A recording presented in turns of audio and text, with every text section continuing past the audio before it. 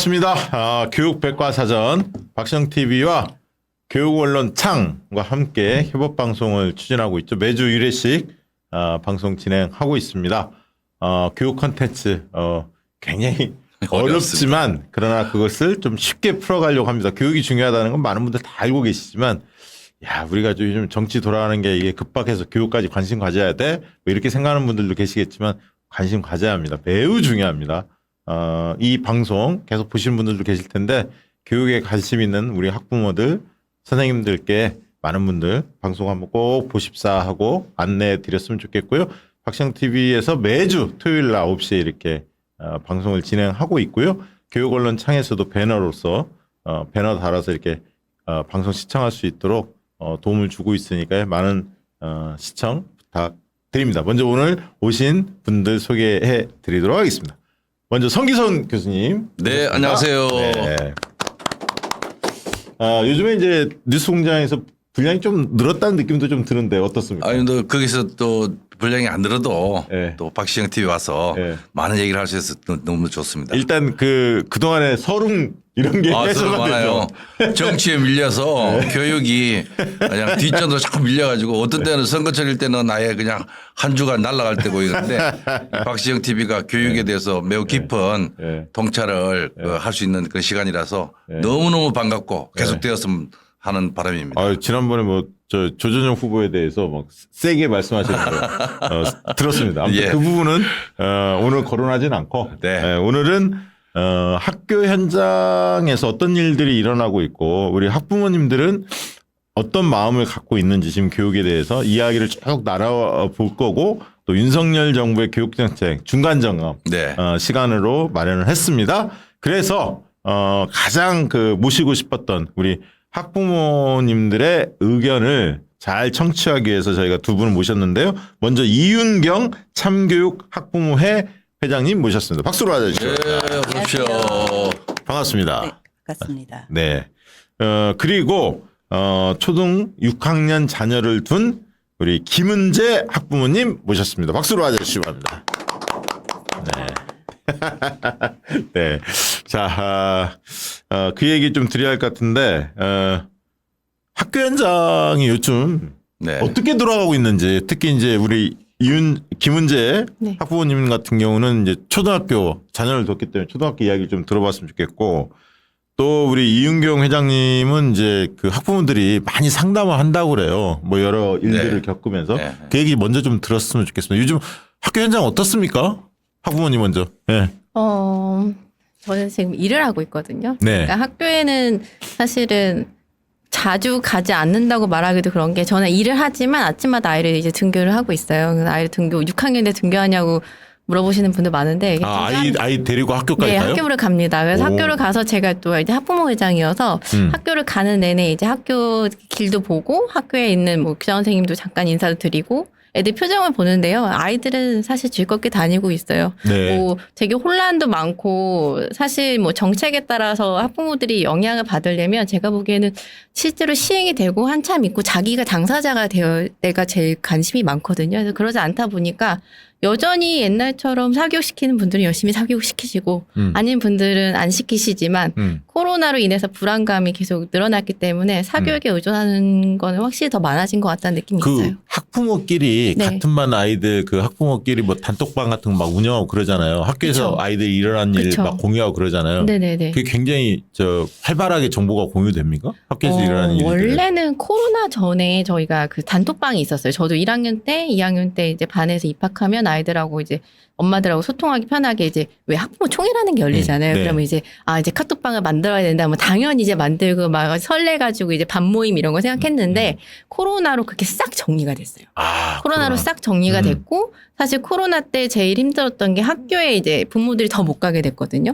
그러면서 지금 이제 얼마 전에 또 이제 시행된 게 이제 학부모 면담을 하려면 미리 신청을 해서 이제 학교를 방문하는 그런 것도 있어가지고 반모임 같은 것도 거의 없고 저는 아직 고학년들은 더 반톡이 없거든요. 반톡이라 부르는데 그래서 반톡이 저는 아직은 모르겠어요. 걱정되는 건 뭡니까? 학교 현장에서 좀 아이들 키우면서 걱정되는 건.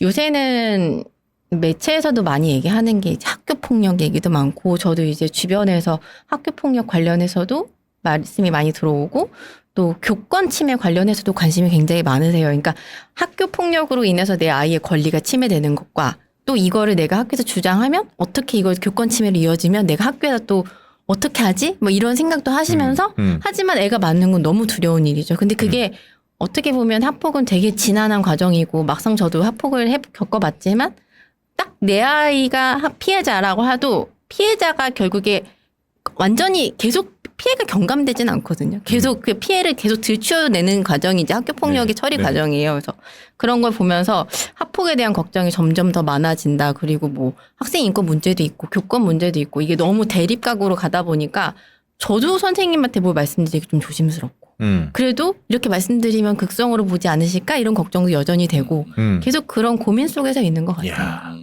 네. 그러니까 요즘에는 선생님들하고 학부모 오히려 거리감이 더 커졌다. 이렇게 볼 수도 있겠네요. 그럴 수 있죠. 근데 만약에 뭐 저처럼 아무 생각, 뭐 그런 거 신경 안 쓰고 드리고 싶은 말을 드릴 수 있고 할 수 있는 학부모가 있는 반면에 여전히 학교에 전화했을 때 몇 학년 몇 반 누구 어머님이세요 이러면 전화를 끊고 싶으시대요.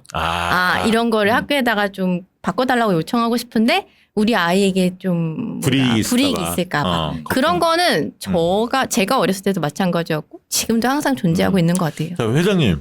뭐 학부모들 계속 많이 만나시고 고충 상담도 많이 들으실 텐데 학교 현장 어떻게 진단하고 계십니까? 사실 이제 앞에서도 말씀하셨던 것처럼 코로나 이후가 굉장히 많이 달라졌어요. 저는 이제 전국의 그 학부모의 임원들 교육도 다니고 또 각 학교의 학부모들 대상으로 강의도 많이 다니는데 그 전에 어쨌든 뭐 반톡이나 뭐 학년 모임이나 이런 게 있었던 게 다 없어지고 네. 그리고 코로나와 곁들여 이제 서희초 사건의 영향으로 학교에 발을 못 들이게 되는 그래서 모든 것이 이제 학부모회 조례라는 게 있거든요. 네. 전국에 지금 17개 시도교육청 중에 대구만 빼고 16개 지역이 다 조례가 완성이 돼 있는데 그 조례를 만들기 이전으로 돌아갔다. 학부모회의 존재감이 아예 없어져 버린 거죠. 그러면서 학부모들이 지금 이제 뭐 악성 민원인 취급을 당하고 그리고 외부인 취급을 당하고 있어요. 그러다 보니까 학교에는 민원 대응실이 생기고 네. 그리고 뭐 사전 방문 예약제 뭐 이런 식으로 방문하기 전에 꼭 일주일 전에 예약해야 되고 이래서 방문하려면 일주일 전에 예약을 해야 돼요. 사전 예약을 하지 않으면 방문을 학교에 예, 학교 예약 신청. 시스템에 아예 예약을 하지 않으면 뭐 예를 들면 선생님을 만나러 가든 어떤 민원이 있든 예약을 한다 이거죠? 이유를 밝히게 돼 있어요. 이유를. 네, 어떤 이유로 이제 방문을 요청한다라고 사전에 방문 예약을 해야 되고 근데 그게 일주일 전에 뭐 아이한테 어떤 일이 일어날지 예측할 수 있는 게 아니잖아요. 되게 학교 방문하려면 갑자기 무슨 일이 생겼을 때 방문하고 싶잖아요. 그래서 일주일 전에 예약하지 않으면 뭐 사안에 따라서 불허할 수 있습니다. 이런 가정통신문이 막 나오고 그러거든요. 네. 그래서 이런 식으로 지금 학교가 각 주체들이 서로 좀 나뉘어져 있는 상태다. 그리고 이제 아까 교권 얘기도 하셨지만 교권보호법이라든지 서희초특별법 이런 법들이 계속 만들어지면서 특히 작년 하반기부터 생활지도 고시가 발령이 됐거든요. 네. 예, 그러면서 학생과 학부모와 교사가 이제 서로 다 따로따로 돼 있는 그런 상황이고요. 그리고 이게 너무 그 법이 강화가 되다 보니까 우리가 왜 법화 사회라고 얘기하잖아요. 예. 그러다 보니까 뭐 학폭법이든 교권 침해든 아동 학대든 이런 것 때문에 너무 법에 의존해. 그렇죠. 뭐만 했다 하면 그거는 뭐 신고해야 돼. 뭐 이게 무슨 아동 학대에 해당돼 안 돼? 이런 식으로 가버리니까 차라리 아무 말도 안 하고 아무 행동도 안 하는 게 낫다라는 식으로 된 거예요. 아이들 문제에 대해서 괜히 끼어들었다가 선생님도 다칠 수가 있으니까 고발되거나 뭐 이럴 수 있으니까 뒷짐지는 거잖아요. 소극적으로. 네. 그런데다가 사실 이렇게 법화 사회가 되는 게 변호사만 이득이거든요. 변호사만 떼돈 번다는 얘기가 있습니다. 네, 지난주에 이제 그 KBS에서 방송된 그 학폭 20년에 대한 돌아보기 특집이 있었는데 요즘 이제 변호사들이 없는 증거물도 만들고, 네. 그리고, 특히 이제 가해 학생인데 요새는 대학 입시에 불이익이 되거든요. 1호 조치만 받아도. 그럴 경우 부르는 게 값인 거예요. 수임료가. 네. 2천만 원부터 시작한다라는 얘기도 있고. 그러니까 그런 것들이 변호사들이 뭐 걱정하지 마세요. 우리가 다 해드릴게요. 네. 뭐 피해 학생한테 지금부터 적기를 시작하세요. 일기든 뭐든. 그게 다 증거로 해줄 수 있어요. 이렇게 예. 얘기하고요. 가해 학생 부모한테는 지금 애 미래가 달려 있는데 네, 뭐가 지금 더 중요하냐. 빨리 와서 우리한테 이거 2천만 원부터 시작하니까 이렇게 상담을 받아라. 야, 그러니까 그 사실 서로 대화하다 보면 풀릴 수 있는 문제도 그렇죠. 변호사들이 그게 끼어들면 더 키우잖아요. 그러니까 소송 비용을 늘리려고. 그렇죠. 그러니까 그게 지금 새로운 시장이 되다 보니까 예. 뭐 이름만 들으면 다 아는 법무법인도 다 학폭팀이 있어요. 대형 로펌들도. 네. 그래서 자, 알겠습니다. 그 우리 학부모님 하나만 더 여쭤볼게요. 그 서희초 사건을 보면서 그 어떤 느낌을 받았고 그런 부분에 대해서 이제 선생님들 그 흔히 말하는 교사 대투쟁도 하지 않았습니까? 어떻게 보세요?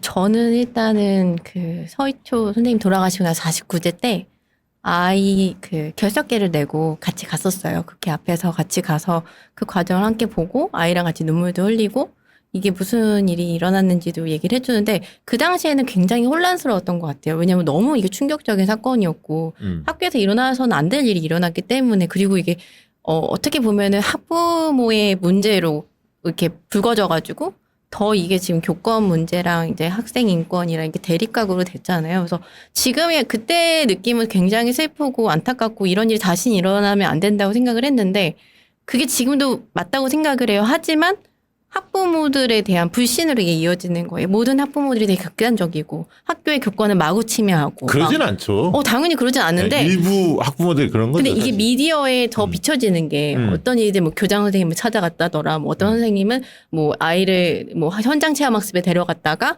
무슨 일이 있어서 형사법 처벌을 받게 형사 고소를 당했다. 이런 얘기까지 오가면서 학부모들이 너무 극단적으로 하고 선생님들도 그러니까 어쩔 수 없이 되게 방어적이 되신 거예요.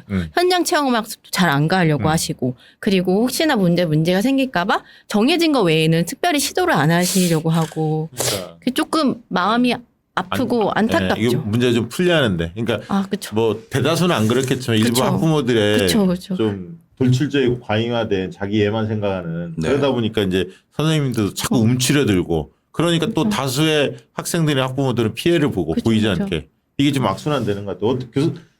우리 성기선 교수님은 지난번 이 교육감선거 하면서 이제 학부모들도 많이 만났을 네, 텐데 네, 네, 지금 네. 학교 현장은 어떻게 보고 계십니까? 그러니까 이제 이 조금 전에 말씀하셨지만은 그 방어적이라는 말, 그 디펜시브라고 하는 말이 사실은 옛날 연구에서도 많이 나왔거든요. 왜냐하면은 교사가 학생들 가르칠 때 뭐 방어적 말에 그 대응되는 말이 뭐 공격적이다 이런 뜻이 아니라 자기의 본분을 제대로 한다는 뜻이거든요. 네. 또 자기의 본분을 제대로 한다는 것은 수업을 교과의 내용에 충실하게 또 다루고 학생을 다룰 때도 정말 제대로 된 어떤 그 인간 교육을 위한 접근을 하고 성심성의껏 다 했다라고 하는 게 하나의 원형이라면은 지금 학생들도 그렇고 학부모도 그렇고 교사도 그렇고 자기 자리에서 조금만 벗어나면은 일탈 기준으로부터 벗어나면 일탈한다라고 하는 얘기를 하는데 네. 그러니까 그 일탈이 나중에는 이제 법적인 조치까지 가는 거니까 범법과 같은 얘기까지 나오니까 아니 도덕적으로 비난받을 수 있는데 나중에 법적인 제재까지 받을 수 있는 일로 연결되니까 함부로 안 움직이겠다고 생각을 하는 거죠. 그래서 교사들의 이런 방어적인 어떤 수업, 방어적인 학생 교육 이런 부분이 최근에 와서 매우 심각해지고 있다. 근데 그렇게 되면 결국 학생들 손해 아닙니까? 학생도 손해고 선생님이 더 적극적으로 해야죠. 교사도 자기가 교사로서의 본분을 다 하지 못하기 때문에 예. 그 불만족이 매우 높습니다. 예전에 예를 들어서 혁신학교나 이런 조그마한 학교에서 교사들이 협업하면서 프로그램을 개편하고 아이들과 관계를 형성하고 민주적으로 학교 운영하고 이런 사례들을 경험한 교사들은 뭐라고 하느냐면은 자기 교직 생활 중에서 지난 뭐 이를테면 한 4, 5년 동안이 최고였다. 그 최고였다는 것은 노동 강도는 심했지만은 내가 원래 하려고 했던 정말 아름다운 교육적인 모습을 내가 실천했다. 혁신학교 이거거든요. 내에서 그럼요. 해보니까. 네.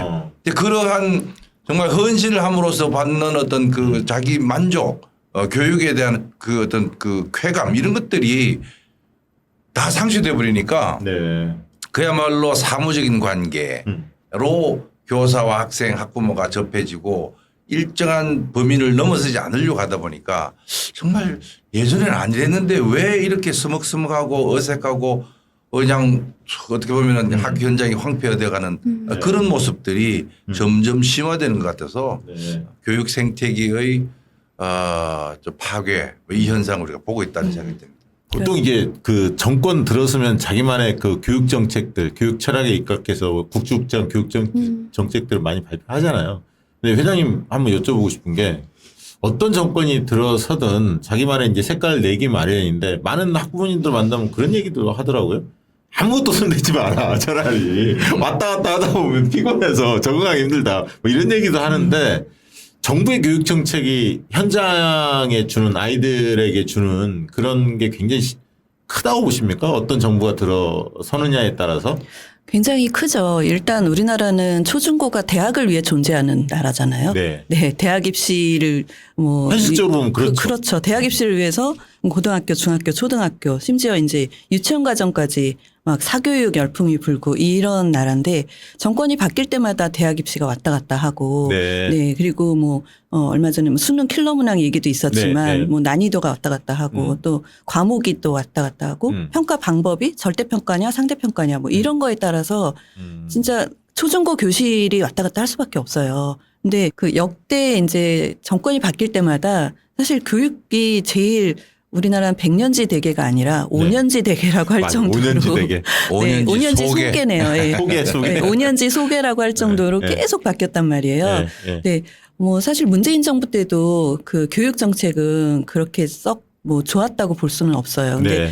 특히 이번 정권은 뭐 처음에 교육부 장관 만 5세 조기 취약 때부터 35일짜리 정책 뭐 네. 이런 것처럼 굉장히 그 즉흥적이고 예. 뭐 오락가락하고 이런 정책들이 계속 나오고 있단 말이에요. 그래서 차라리 아무것도 안 했으면 좋겠다라는 말이 나오는 거죠. 참 어려운 문제입니다. 자, 이제 하나씩 윤석열 정부의 교육 정책에 대해서 한번 이야기 풀어보도록 하겠습니다. 우리 학부모님, 네. 윤석열 정부 들어와서 여러 교육 정책 발표를 했는데 가장 기억에 남는 정책은 뭡니까?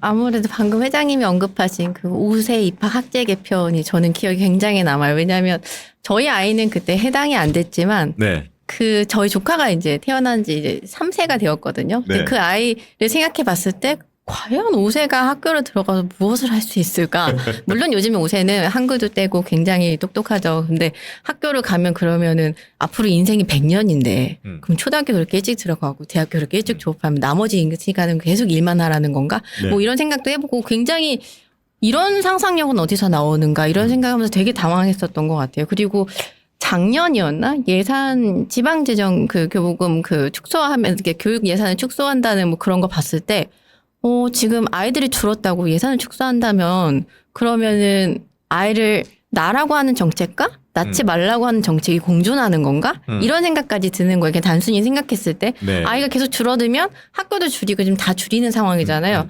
그런데 여기서는 저출생 문제 해결한다고 계속 이제 출생을 그렇게 하라고 장려를 하는데 네. 그러면 그 나이들 나면 또 그때 가서 예산 늘려서 학교를 또 짓고 계속 이런 식으로 교육을 대응해 간다면 앞으로 그러면 어떻게 아이를 키우라는 거지? 이런 생각이 드는 것 예산이 같아요. 계속 지금 줄어들고 있죠. 맞아요. 네. 엄청 줄고 있죠. 네, 그런 문제가 생각나는데 교수님 그 옛날에도 그랬는데 이명박 정권 때도 이렇게 인수위 때 네. 뭐 오렌지 막 이런 오렌지 영어 영어 조기 교육이요. 막 그런 거 생각나잖아요. 그러니까 뭔가 집권 초기에 센 거는 보수 정권이 들어서면 뭔가 좀 뜨악하는 네, 이런 거 네, 막 네. 던지거든요. 왜 그래요? 제가 보니까 교육부에서 예전에 검토를 했던 그 사안인데 현실성이 없는 그런 정책들을 캐비넷에 넣어놨다가 해놨다가 뭔가 좀 쇼킹한 거 달라고 그러니까 하나 던져준 것 같아요. 그게 만 5세 조기 입학인데 사실 만 5세 조기 입학이라고 하는 것이 갖는 어떤 사회적 파장이 매우 큰데 네. 국민적 공감대나 동의도 받지 않은 상황에서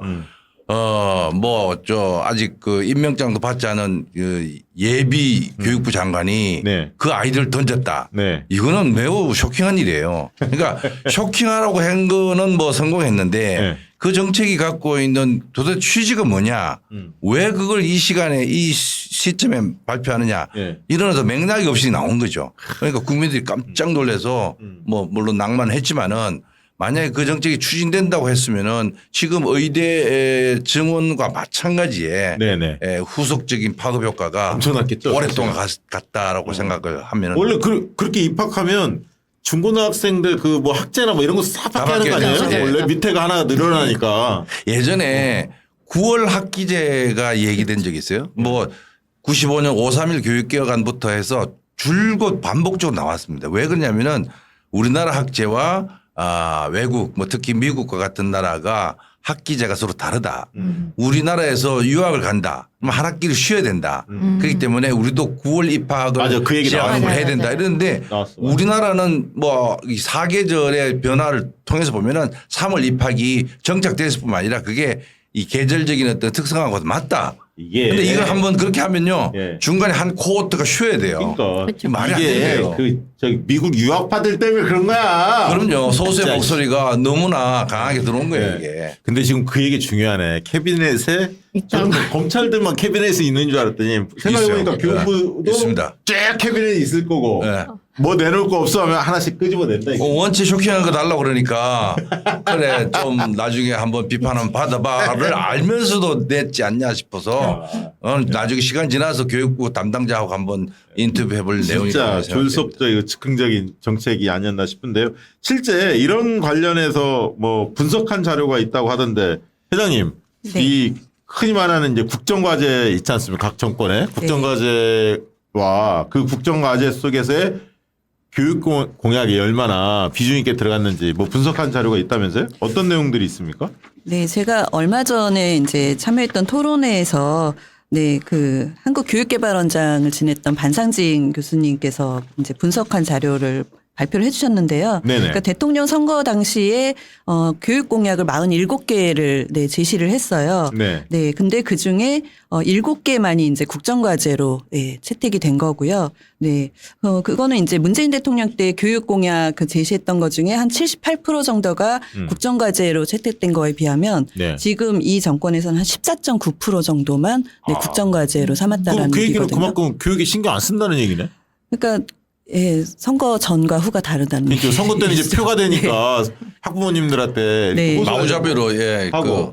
그냥 그야말로 그 무슨 뭐 종합 선물센터처럼 네.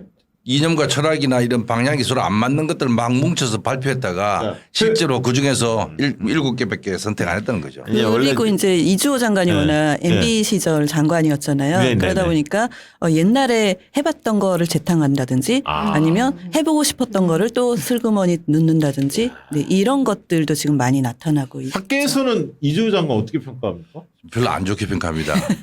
이주호 장관은 그야말로 우리나라 교육에 신자유주의 교육을 또 뉴라이트 교육을 끌고 온 뭐 사실은 원조와 같은 사람입니다. 네. 그러니까 2000년대 초반에 미국에서 오바마 부시 정부 무렵에 그 NCLB 그래가지고 뭐 수많은 신자유주의 교육 정책이 들어오거든요. 네네. 일테면은 학생들 평가해서 성적이 떨어진 학교는 아주 폐쇄까지 시키겠다라고 하는 정책 또 차트스쿨과 같이 공립학교를 사적인 어떤 그 주체들이 운영할 수 있도록 풀어내는 뭐 그런 어떤 이 학교 자율화의 정책 이런 것들이 우리나라에 고스란히 들어온 게 MB 시절에 이주호 장관입니다. 이주호 장관은 원래 전공이 노동경제학이에요. 그럼 학교를 바라보는 시각이 교육적인 어떤 안목이 있는 게 아니라 인력을 어떻게 효율적으로 양성해서 경제 발전에 도움이 되도록 한다. 이런 노동 인력 양성이라고 하는 시각에서 본단 말이죠. 그러니까 지난번에도 그 그러니까 효율성을 중시하기 때문에 네. 나머지 효율적이 않은 그야말로 뭐 생산성에 별로 기여하지 않은 집단에 대해서는 별로 신경 안 쓰는 거예요. 그러니까 우수한 학생들 뽑아서 그 학생들이 질적으로 좋은 교육을 받고 좋은 학교를 가도록 한다. 이거에 초점을 두다 보니까 네네. 소위 말해서 공교육의 보편성, 교육기회 균등 이런 것들에 대해서는 그야말로 다 무너졌다라고 할 정도로 이제 과거 정권은 말이죠. 이렇게 이제 여론조사 해봐서 각 분야별 그 정책 평가를 해보잖아요. 그러면 지금 그 경제, 부동산, 교육 이런 게 이제 밑바닥이란 말이에요. 여론조사 그렇죠. 해보면 네. 윤석열 정부 지지율이 워낙 낮기도 하지만 각 분야별로 정책을 해보면 그렇게 나오는데 그러면 이제 대체적으로 과거 정권에서 그 정도 평가 안 좋으면 한 2년 지나면 장관 바꾸잖아요. 네. 보통 바꿔주잖아요. 네, 네. 왜 이렇게 고집할까요? 이주호를? 한간에 들리는 얘기로는 대안이 없어서 그렇다는 대안이 없을까? 아니 지금 뭐 전부 다 뉴라이트로 심어놓으니까 거기서 이렇게 균형을 맞춘다 보니까 대안이 없는 것처럼 보이는 거죠. 그러니까 사실은 이 수많은 실패를 하고 있습니다. 지금 뭐 고려 시대로 들어갔던 음서제라고 하는 자율형 공립고등학교에 뭐 그 지역 사회의 회사나 공공기관의 임직원 자녀를 넣는다. 야, 나 그 그거 음서제. 그 충격적이었어요. 진짜. 그 다음에 지금 저 수많은 그 이슈가 되고 있는 의대 문제도 네. 그 중심에 축에 이주호 장관이 있어요. 이 정도면 퇴진 투쟁이 하는 거 아니에요? AI 디지털 교과서 심각하죠? 아니 그러니까 우리 저 학부모 단체들이라는 교육 단체가 이주호 장관에 대한 뭐 입장을 낸 바가 있습니까? 했었죠. 퇴진 운동. 퇴진 운동. 근데 끔찍도 안 해? 네, 언론에 이제 부각이 되지 않아서 그러는데 언론에. 저희가 사실 그 4세대 나이스 때부터 네. 책임지고 사퇴하라라는 얘기를 계속 했었어요. 아 그러시군요. 그 나이스 시스템이 엉망이었잖아요. 그렇죠, 그렇죠. 작년에. 맞아. 그래 업체 얘기도 나오고 막 그랬지. 뭐저 네. 엉뚱한 대로 그때부터 이제 책임자는 이주호 장관이 사퇴하라라고 그러니까. 얘기했었는데 지금 언론이 사실 학부모들한테 관심이 없어요. 야 나이스 얘기하니까 노무현 정권 때 생각나네. 제가 그때 청와대 있어서 그럼요. 아는데 그때 얼마나 시끄럽어. 그래갖고 그때 막 교체하고 막 맞아요. 아니 그때 진짜 시끄럽거든. 네, 네. 근데 그때보다 훨씬 심한 일이 터졌어 사실은. 예. 그게 그러니까 소위 말해서 이 나이스 첫 번째 들어올 때 개인 정보 관련돼서 다른 학교로 막 가버렸잖아. 네. 심각하다고 그랬고 그것 때문에 이제 여러 가지 그 교육 정책, 교육 개혁 사례들이 다 죽어버렸죠. 맞아요. 근데 지금 정부는 뭐라고 떠들어도 계속 자기 일을 해요. 사과도 안 하고. 뭐 귀를 닫고 이틀막도 아니고 이거는 거의 사오정처럼 자기 얘기만 하고 네. 수많은 지금 교육 난제들, 교육 그 현장이 황폐화 직전으로 가고 있는데도 불구하고 책임자 처벌도 없고요. 네. 작년에 사실은 서희초 사건만 해도 그 교육부 장관 한 10명은 날릴 수 있는 그런 사안들이거든요. 맞아. 그러니까 그러한 문제에 대해서 이 정권은 무지하고 무도하고 무책임하다는 게 교육부 교육 정책에도 마찬가지로 적용되고 있습니다. 자 이제 두 번째 그 얘기 좀 드려봐야 할 것 같은데 저도 기억나는 게 대통령이 갑자기 뜬금없이 수능 킬러 문항 그러면서 뭐 학원가를 막 때려잡으려고 하고 막 맞아요. 그 일을 보면서 야 참 대단하시구나 윤석열 대통령 그런 생각 가졌는데 우리 학부모님 그때 킬러 문항 이런 얘기 나오니까 그걸 접했을 때 어떤 느낌이 드셨어요? 그러니까 제 주변에도 학원 강사하시는 분도 계시고 다양한 학부모님들 네. 계시잖아요. 근데 실제로 킬러 문항은 사라졌지만 모평들 난이도가 굉장히 올라갔거든요. 전반적인 난이도는 올라갔고 문제는 그 킬러 문항이 없었다고 하지만 실제로 학생들이 느낀 난이도는 굉장히 어려졌잖아요. 더 어려졌다면서요? 그럼 결국에는 네. 학원가들은 더 그걸 준비하고 더 그거 가지고 이제 사교육으로 더 끌어들일 수밖에 없고 학부모들은 당연히 불안하게 되죠. 근데 이게 과연 킬러 문항이 사라진 거냐 아니면 전체 수능이 킬러가 된 건지 모를 만큼 아이들은 굉장히 혼란스럽고 그리고 킬러 문항이 안 나왔다고 하지만 실제로 그 작년 수능에 대해 관해서 이제 평가하시는 분들에 따르면 네. 어떤 문제는 실제로 이걸 배우지 않았던 것들이 나왔다고 또 하시는데 과연 이게 정말 킬러 문항이 사라졌나 이런 생각이 들어요. 그래서 킬러라는 말도 솔직히 학부모 입장에서 굉장히 당황스러운 표현이에요. 아이를 죽이는 거잖아요. 그러니까 문제로 누군가를 죽일 수 있다는 그런 전략이 있다는 교육이라면 네. 저는 정말 동의할 수가 없죠. 회장님, 너무 당황스럽죠. 이거 왜 꺼내 들었다고 생각하세요? 윤석열 대통령이 갑자기 뜬금없이?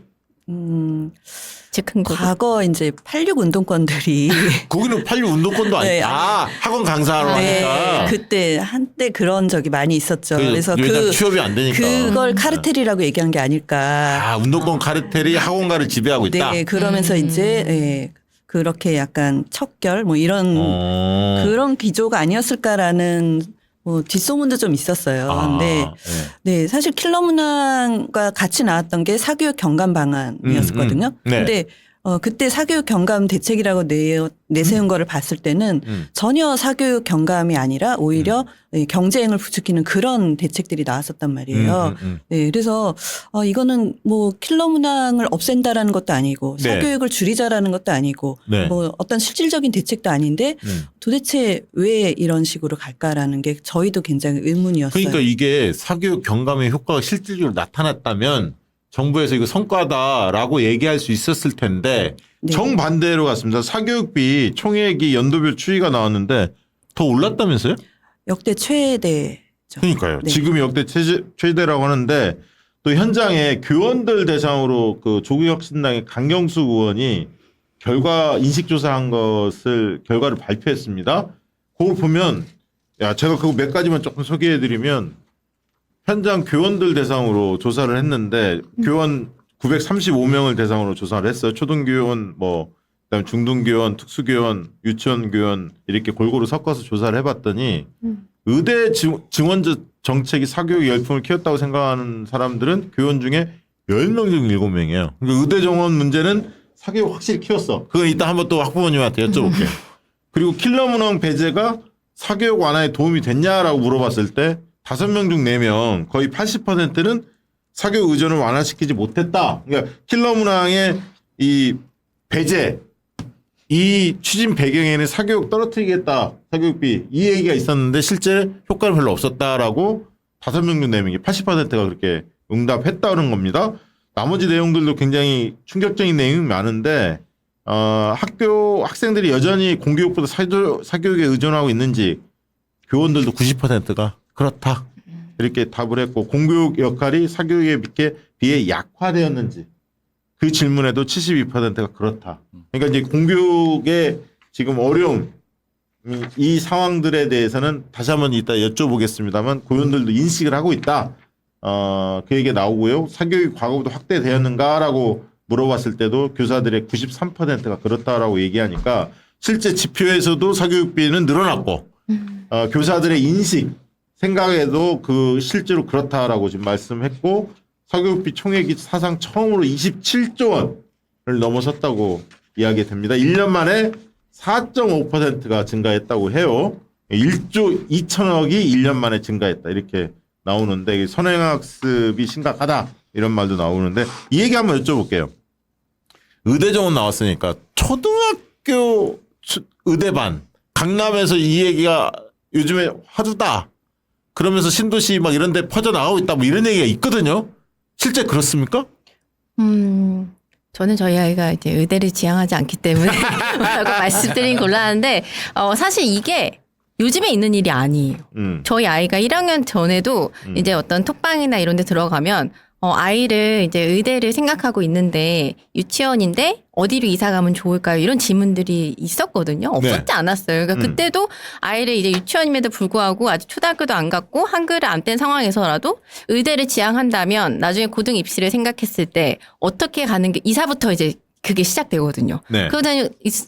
그런 게 있었다면 이건 입시반의 문제가 아니고 이건 전체적인 어떤 그 생각의 이렇게 구조적인 문제거든요. 근데 입시반으로만 그렇게 강력하게 이렇게 이게 뭐랄까 미디어에 나오니까 또 역시 학부모들은 이렇게 아이들을 부추기고 이렇게 된다 이런 것만 부각이 되는 거예요. 근데 그건 제대로 그렇게 만들었으니까 더 그렇죠. 그리고 지금 의대 정원 그렇게 늘리면 다들 의대 또 엄청나게 의대 가려고, 의대 경쟁이 절대 사라질 수는 없어요. 그렇죠. 왜냐하면 의사라는 직업이 계속 선호되는 직업이기도 그렇죠. 하잖아요. 현실적으로 그렇죠. 그렇죠. 현실적으로 그런 상황에서 그런 것만 비판하고 있으니까 이거를 가지고 의대 정원 문제 다 따로, 또 아이들 뭐 초등 의대 입시학원 문제 따로, 또 아이들 뭐 대입 문제 따로, 고교 학점제 따로, 이거 다 다르게 보니까 이게 과연 우리나라 교육이 제대로 가고 있나 이런 생각 굉장히 많이 들어요. 회장님 이렇게 한번 여쭤볼게요. 아이들의 학생 수는 줄어들잖아요. 인구가 줄어들면서 학령 인구가 줄어드는데 사교육비 증가했단 말이에요.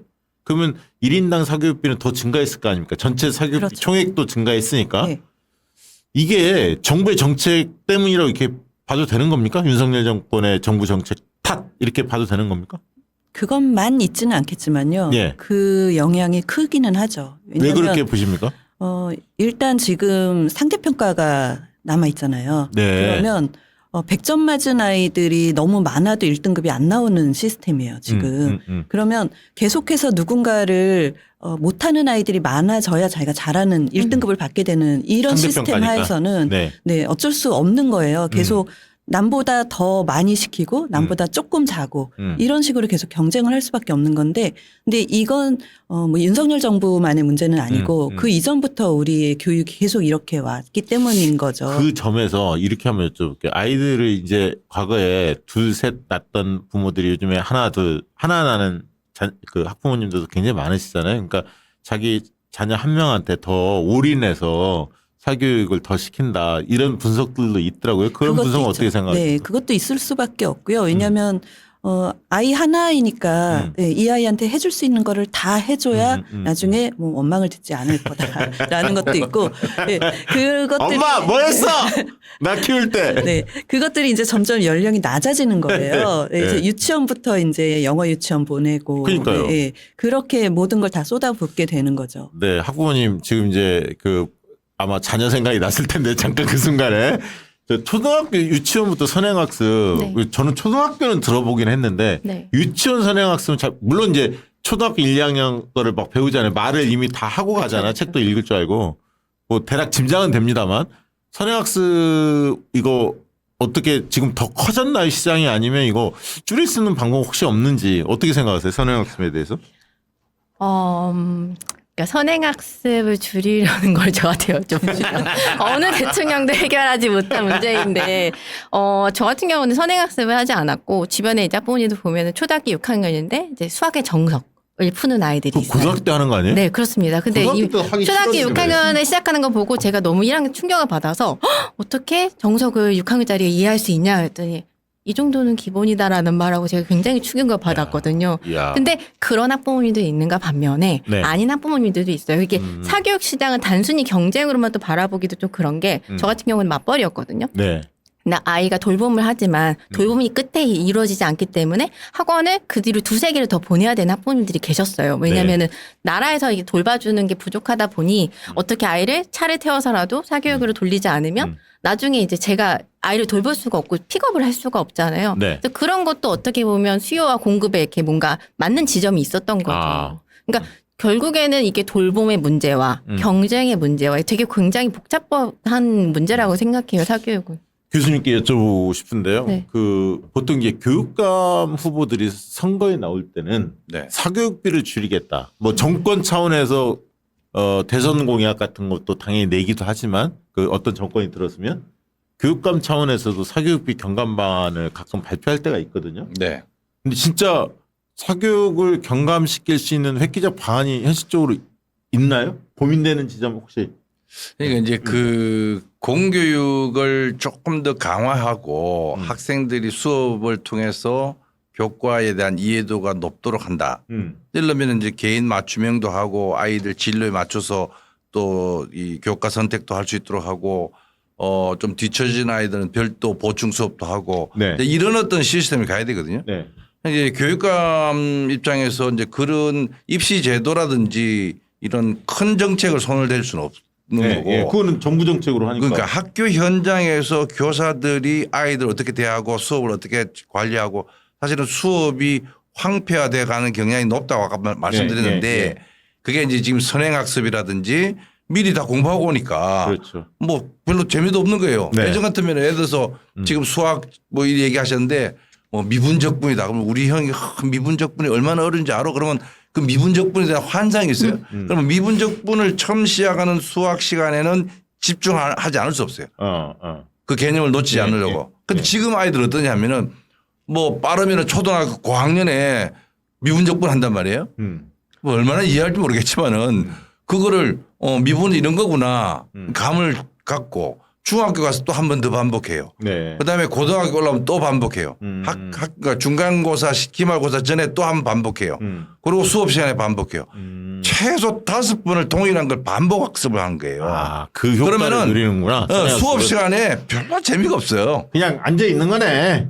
엎드려 자죠, 그냥. 엎드려 잘. 그러니까 이게 수업 시간에 엎드려 자는 애들이 예전에는 공부 안 하기 때문에 엎드려 잔다고 생각했지만은 두 가지 종류가 있는 거예요. 하나는 난 미리 다 공부했기 때문에 별로 이 신비로움도 없고 뭐 호기심도 없어. 나는 그냥 알아. 라는 자만심이 있고 또 한편의 아이들은 아예 교과가 쳐져서 흥미가 떨어진 포기한 애들도 애들이에요. 있어요. 포기한 애들. 예, 이런 두 가지 종류의 아이들이 다 자면은 그야말로 눈 뜬 아이들은 어떤 애들이냐면은 선생님 뭐 다른 애들 다 자니까 미안해서 정말 심성 착한 애들만 눈 뜨고 수업 듣는단 말이죠. 그러니까 이런 어떤 방식이라면은 학교 교육이 망가지는 게 학교 교사들의 문제만은 아니다.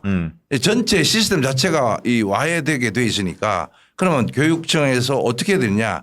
정말 아이들이 잠을 자지 않도록 깨어나고 자기 목소리로 발언도 하고 토론도 하고 문제풀이도 친구들과 같이 해보고 이런 어떤 활동하는 수업을 하도록 예. 그렇게 정책들을 만들어 나가고 교사들을 또 그렇게 동원 동기화 시킬 수 있도록 하는 어떤 정책 이런 것이 일단 돼야만이 알겠습니다. 사교육도 줄어들고 그야말로 공교육에 대한 신뢰도 회복될 수 있다. 이게 뭐 이런 거죠. 사실은 단기 처방이라는 거의 사기고 사실은 그 정권 차원에서 교육 정책의 방향들을 네. 잘 수렴해서 이게 체계적으로 가야지. 그럼요. 뭐 갑자기 쇼킹한 거 낸다 이 사교육비가 줄어들 것 같지는 않아요. 그러니까 정치인들이 교육을 바라볼 때 그런 시각을 갖고 있어요. 뭔가 하나 딱 던지면은 쫙 그냥 해결될 것 같아요. 그렇지 않죠. 그렇지 않아요. 오히려 그 부작용이 너무너무 더 복잡하고 오랜 동안 인내하고 기다리고 준비하고 이 과정들이 필요한데 정치인들은 하나의 공약을 통해서 세상을 바꾼다고 생각하는데 현장은 전혀 바뀌지 않습니다. 알겠습니다. 네, 그래서 사실 사교육 걱정 없는 세상하고 이제 저희 시민단체들이 그 사교육 기관의 초등 의대반 방지법을 만들어 달라라고 네. 네, 청원을 했어요. 이제 국회에다 이런 네. 법을 만들어 달라. 네. 예, 근데 이제 그것만이라도 좀 되면 지금 학원들에 만들어져 있는 초등 의대반이 네. 불법이 되는 거잖아요. 네, 네. 예전에 과외 금지가 이제 쫙 내려졌던 것처럼 네 그래서 초등학생만큼은 적어도 이 경쟁 교육에서 좀 구해줘야 되지 않냐라는 게 초등 의대반 방지법을 만들어 달라라는 요구입니다. 뒤에 한 번 더 언급을 해보겠습니다만 뭐 이런 게 이제 자사고 특목고 뭐 이런 거하고 또 다 연동돼 있고 사교육비가 그건 지금 이따- 이제 예. 그 하나만 부연 설명하면은 이 공교육 정상화 법안이 네. 적용되는 그 소위 말해서 선행학습 금지가 학교에만 적용되고 있어요. 그러니까 학교에서는 교과 진도보다 앞서서 네. 진도를 나가거나 할 수 없도록 돼 있고 네. 지금 특목고 자사고 같은 이런 데서도 그러한 선행을 요구하는 시험 문제나 뭐 발문을 쓰지 못하도록 돼 있단 말이죠. 네. 모든 시험도 그런 선행 공교육 정상화 법안에 따라서 선행학습 했는지 아닌지 체크하도록 돼 있는데 네. 문제는 이게 사교육 시장에 가면은 그 법안이 적용 안 돼요. 그러니까 이제 초등 의대반만 이런 그 선행학습 금지하도록 한다라고 한 것도 약간은 그 모순이 있을 수 있고 좀 더 극단적으로 나가면은 사교육 시장 전체에 일정하게 공교육 정상화 법안을 적용할 수 있는 그 새로운 법안에 대한 고민들도 필요한 그러니까 지점이다. 이게 애들만 학생들만 잡는다고 이야기하는 게 학원에 가면 선행학습 해야 하고 또 시험 볼 때 중간고사나 기말고사 보면 또 맞아요. 그 학교 수업에서 가르치는 거 다시 한번 또 공부해야 하는 거 이중적으로 지금 하는 거잖아요. 맞습니다. 사실은. 예. 알겠습니다. 그 유보통합 얘기도 한번 들어봐야 하는데 아까 이제 현 정권 뭐 사실 윤석열 정권만 그런 게 아니라 최근 들어서 모든 정권들이 돌봄 말의 명칭을 어떻게 바꾸든 돌봄 교육에 대해서 많이 강조합니다. 그리고 그런 부분에 대해서 윤석열 정권도 유보통합을 이야기를 했는데 실제 학교 현장에서 어떻게 지금 작동되고 있습니까? 유보통합 관련해서? 유보통합은 학교가 아니라 이제 어린이집과 유치원에 해당이 되는 네. 거고요. 네. 네. 이 학교에서는 돌봄이 지금 늘봄 늘봄으로 돼 있죠? 정책으로 가 있는 거죠. 유보통합 같은 경우는 작년에 정부조직법 개정안이 통과가 되면서 네. 이제 보건복지부가 관리하던 어린이집이 교육부 쪽으로 다 이관이 된 거예요. 그렇죠. 원래 유치원은 교육부, 어린이집은 그렇죠. 그 보건복지부. 네. 보건복지부 이렇게 네, 보건복지부. 예. 그래서 유보통합은 사실 이재명 후보랑 윤석열 후보 똑같이 내세웠던 공약이었어요. 네. 예. 근데 이게 지금 작년 이후로 한 발짝 나가고 있지 못하는 게 교육부로만 이관됐을 뿐이지 교육청에는 지금 그 지방자치단체가 하고 있던 어린이집이 이관이 안 됐거든요. 네, 그래서 그 단계가 되려면 지방자치법하고 지방교육재정교부금법이 개정이 돼야 되는데 여기에 대한 의지가 정부도 없고 교육청도 없고 자치단체도 없어요. 아이들은 지금 점점 크고 있는데 예, 영유아가 점점 이제 초등학생이 될 지경인데도 네, 아무도 지금 학생을 중심으로 영유아를 중심으로는 생각을 안 하고 있는 거죠. 그래서 이 부분의 가장 큰 문제가 재원이거든요. 네, 네. 예, 재원 확보가 안 되니까 뭐 교육청도 지금 아무것도 못 하고 있는 거고요. 지방자치단체들은 자기들이 이렇게 거의 뭐 시혜성으로 내려보내던 그런 돈들을 교육청으로 주지 않으려고 하는 거고. 말만 지금 꺼내놨지 유보통합이 뭔가 구체화된 건 아직 그렇죠. 없군요. 네. 예산 문제도 네. 있고. 근데 지금 이제 저출생으로 어린이집들이 줄줄이 폐원을 하고 있단 말이에요. 그러네요. 그래서 모르겠네요. 저도 맞벌이였는데 아이를 맡길 데가 없어서 막 아침마다 이리 뛰고 저리 뛰고 하는데 예. 네. 그 기관 통합이 안 돼 있으니까 네네. 네. 그런 정보조차도 지금 뭐 교육청이든 어디든 통합된 정보를 갖고 있는 데가 없는 거예요. 네. 우리 지역에 어느 어린이집이 있고 어느 유치원이 있고 뭐 이런 기관 통합들이 다 돼야 되는 거죠. 그 유보 통합에 대해서 뭐 하실 말씀 혹시 있으세요? 아니 그러니까 지금 정확하게 얘기하셨는데 작년에 정부 조직법에 따라서 보건복지부에 그 관할하던 어린이집을 교육부가 통합한다. 선언했어, 선언. 네. 그 이후에 일어날 일들은 지금 전혀 일어나지 않고 있다. 지금 저 구체적으로 보면은 교육청, 예를 들어서 뭐 서울시 교육청이다. 서울시 교육청하고 서울시하고 관계에 있어서 서울시가 일정한 돈을 지원하는데 네. 돈만 지원하는 게 아니라 거기에 인력이 있습니다. 서울시청의 소속의 인력이 그 보육에 관련된 어린이집 관장하고 이런 게 있는데 그러면은 돈도 교육청으로 이관해주고 그 담당하는 공무원들도 서울시청에서 서울시 교육청으로 이관해주고 이렇게 해서 그 단위에서 어린이집과 유치원을 같이 통합해서 지원한다. 이러면 돼요. 근데 전혀 안 되고 있어요. 그 다음에 근본적으로 이제 어린이집과 유치원의 그 교사 자격이 차이가 나잖아요. 차이가 나죠. 이 보육교사 자격이고요. 여기는 유치원 2급 전교사 자격입니다. 그렇죠. 그럼 이 양성 과정을 보면은 네. 천양지차예요. 교육 과정도 다르고 그 양성하는 기관도요. 뭐 저 소위 말해서 그 방송통신대에서도 할 수도 있고 2년제 대학에서도 할 수도 있고 무슨 독학사를 통해서도 할 수 있고 그러면 거기에 대해서 유치원 교사들이나 이런 반발이 분들도 있죠. 반발이 반발이 있겠네. 그래서 지금 예. 공립유치원 교직원들이 다 반대를 하고 있는 거죠. 이게 그러니까 원장이나 이걸 교사. 해결하지 않고 통합했다고 말만 이게 말만 더 꺼냈지 말만- 지금 풀어야 할 문제가 한두 가지가 근데 아니구만. 저는 이제 좀 그 제안을 드리고 싶은 게 어쨌든 한 발씩 나가야 되거든요. 네네. 근데 지금 막 반대만 하기 위해 지금 반대에 급급해서 다 아무것도 하지 마라 이렇게 돼버리는 거예요. 근데 안타까운 게 아이들은 크고 있잖아요. 그렇죠. 그거 네. 장기적으로 보면 유보 통합이 되는 게 맞는 거 아니에요? 그렇게 될 수밖에 학부모들도 없어요. 그거 원할 예, 것 왜냐하면 같고. 유보통합은 30년 동안 과제였어요. 네. 네. 그리고 교원의 자격 문제도 예전에 이제 그 사범학교를 나온 교사와 네네. 교대를 나온 교사가 혼재했던 그쵸, 시절이 있단 그쵸, 말이에요. 그쵸. 네. 그때도 일정 정도의 어떤 자격 연수를 받아서 이 자격을 서로 맞춰갔던 것처럼 네네. 지금의 이제 자격들이 좀 다르더라도 이거를 어떻게든 좀 같이 맞춰볼 노력을 해야 되는데 이거 보면 아무것도 안 하고 있는 게 전 너무 안타까운 그 우리 거예요. 간호법 생각나네. 네. 간호원들 간호사들하고 저 조무사. 네. 아예 어떻든 네. 갈등이 있잖아요. 있어요. 사실 풀어가는 데 있어 어려움이 있거든요. 맞아요. 비슷하네. 아니, 그러니까 네. 이것도 지금 말씀하신 것처럼 일정 부분은 두 자격이 공존할 수밖에 없어요. 그러면 사범 계열에 나온 유치원 교사들하고 보육 교사들의 그 자격이 일정하게 유지된 속에서 이중 구조로 일정하게 가야 돼요. 가야지. 그러니까 그런 일정이면. 것조차도 설계를 해주는데 맞아요. 해줘야 돼. 그게 없어요 지금. 그러니까 이게 한 10년 5년을 내다보고 그런 걸 쭉 만들어가면서 이렇게 해야지 자기 임기 내에 그러니까. 이걸 단계 해보겠다고 하면 아까 이게 또 준비가 덜 돼 있으면 이거 마찰이 나와. 애들은 다 크고 저 제도는 저 정비 안 돼 있고. 그래서 제가 교육 장관은 있잖아요. 무조건 40대 정도에 맞춰야 돼. 이 자녀가 50, 있어야 돼. 자녀가 있어야 돼. 50대 넘어간 사람들이 교육부 장관 하면 절대 안 돼. 내가 지금 네. 이거는 내가 네. 확실히 가지고 그리고 대통령은 전적으로 맡겨야 돼. 대통령은 자기 아이들 다 키워봤잖아. 이미 성년이 다 됐잖아요. 몰라 옛날 생각하죠. 전혀 안 키운 분은 그럼 대통령 하면 안 되네요. 윤석열?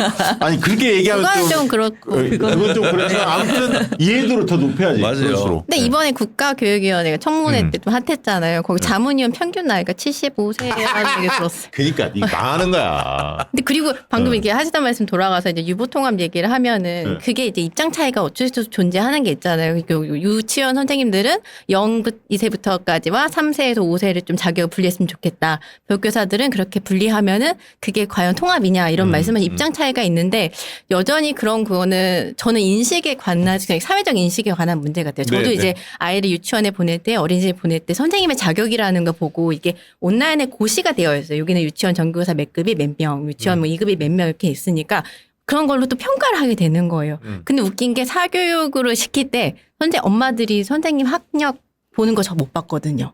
그건 돈이 더 많이 드는데도 근데 불구하고. 사실 어린이집 유치원도 그렇게 보는 분도 있지만 네. 되게 평판 듣잖아요. 어느 그쵸. 어린이집에 아이들 그쵸. 잘한다. 뭐 이게 그쵸. 소문이 금방 나. 아파트 내 소문이 그쵸. 금방 나잖아요. 근데 사실은 그 안에 선생님들 제가 어제 이제 네이버 카페 같은 데 보면 선생님들이 자격 문의 이거 어떻게 해요? 저 이제 보육교사 딸까요 말까요? 이런 질문들이 있어요. 근데 그런 질문에 보면은 제가 유치원 선생님인데 제가 아이를 맡길 때도 보육교사 출신이신데도 정말 좋은 선생님이 있는가 반면 아닌 선생님도 있고 그렇죠. 이건 인생의 예, 예. 문제인데 이걸 자격으로 자꾸 논란을 가니까 그 학부모들도 이 선생님 자격이 있냐 없냐를 따지는데 아. 그 인식 자체가 너무 계속 이제 지금 김대중 대통령 이후로도 이게 추진이 되어 왔던 걸림돌이 서로에 대한 인식, 자격 문제로 가는데 아이를 돌봄에 있어서 자격을 따지자면 어느 누가 자격이 있을 수 있을까? 저는 맞아요. 그 말씀 네. 100% 동의합니다. 네, 그러니까 네, 뭐 네. 그 자격이 있다 더 잘 가르치고 이런 그쵸, 게 아니잖아요. 그쵸. 대하는 자세, 그렇죠. 예, 뭐 이런 문제인데. 네. 자, 이 얘기 한번 또 여쭤보도록 하겠습니다.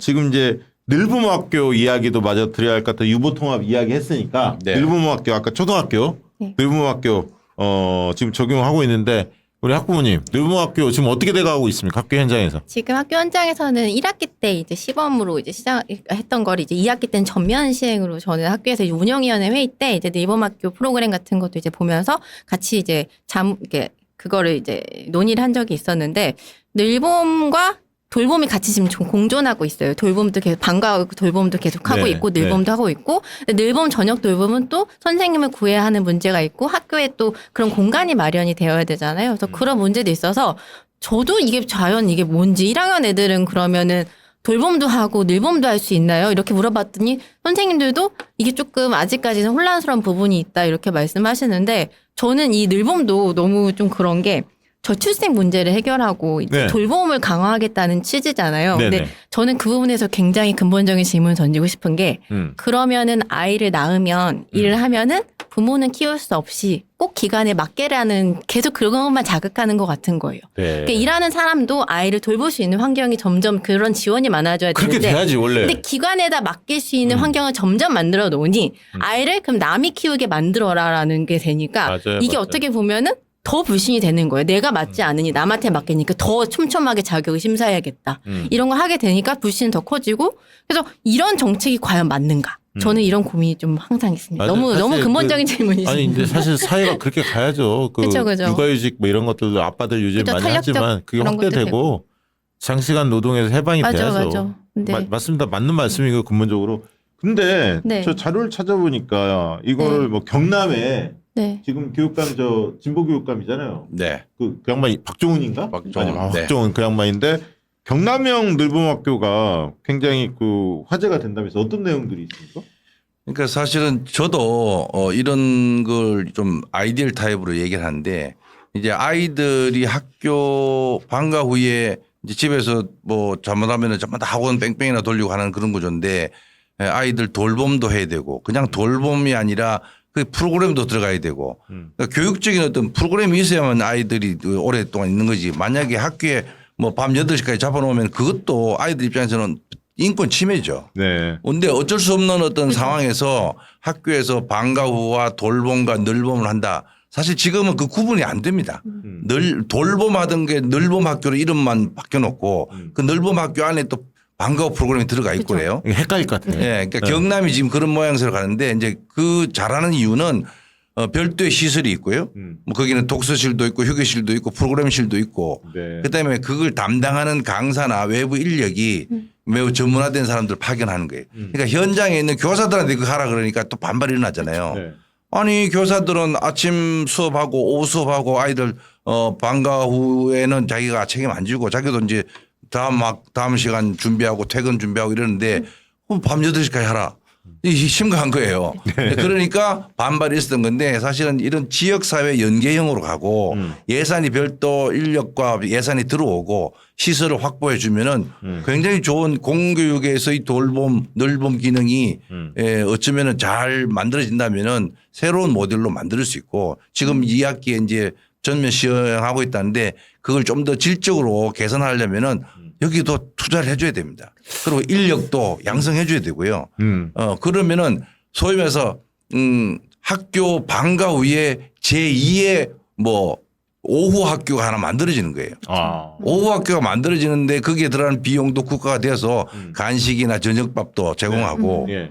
뭐 통학이나 안전 문제도 신경 쓰고. 근데 그런 면에서는 인력 문제도 굉장히 중요할 텐데 회장님 그 지금 학교에서 준비가 잘 되고 있습니까? 이 돌봄학교 관련 늘봄학교와 관련해서? 지금 이렇게 이제 늘봄 따로 돌봄 따로 방과후 따로 가게 된 데에는 물론 정책의 실패도 있지만 그 당사자들이 조금도 양보를 안 했기 때문에 어떤 또 당사자가? 예를 들면 뭐 돌봄은 돌봄 하시는 분들이 우리는 돌봄만 하겠다. 방과후 아. 강사는 방과후 강사만 하겠다. 그러다 보니까 늘봄 2시간 뭐 갔다가 2시간 지나면 또 돌봄 갔다가 또 방과후 갔다가 이제 아이들이 학교 안에서 뺑뺑이를 돌고 있어요, 지금. 이게 늘봄은 보니까 매일 2시간씩 2시간, 네, 2시간 하면서 이제 그 비용은 무료. 근데 무료. 돌봄이나 뭐 방과후 이런 거는 학부모 부담도 있고. 네, 이렇게 되는데 이 주체들이 이제 다 다른 거예요. 근데 이 온종일 돌봄 체제를 만들자라는 건 문재인 정부 때부터 계속 노력을 그래요. 그거 했었던 들어봤어요. 거예요. 온종일 돌봄. 네, 온종일 돌봄 그 법안도 나오고 그랬었는데 그때도 그 협의체가 결국 다 이렇게 파행으로 갈 수밖에 없었던 게 각 주체들이 교사는 돌봄은 우리 몫이 아니다. 맞아요. 그 기억나. 예, 돌봄 전담사들도 우리 뭐 전일제 뭐 반일제 이런 얘기하고 예 그러면서 서로의 그 입장 차이를 좁히지 못해서 이게 제대로 안 됐던 거거든요. 그러니까 누가 맞느냐 이걸 담당 주체. 네. 교사들은 별도의 교사들. 그러다 보니까 이제 비정규직의 교사들을 네. 쓸 수밖에 없는데 그러면 그런 분들의 검증 문제. 그다음에 뭐 예를 들면 장소의 문제. 장소가 있느냐. 그다음에 재원의 문제. 그다음에 지역사회가 같이 참여하는 거 아니냐. 학교에만 맡기는 게 맞느냐. 그러면 그 지자체의 참여의 틀은 어떻게 할 거냐. 뭐 이런 것들이 지금 뭐 풀의 숙제가 많이 있었죠. 네. 그동안에.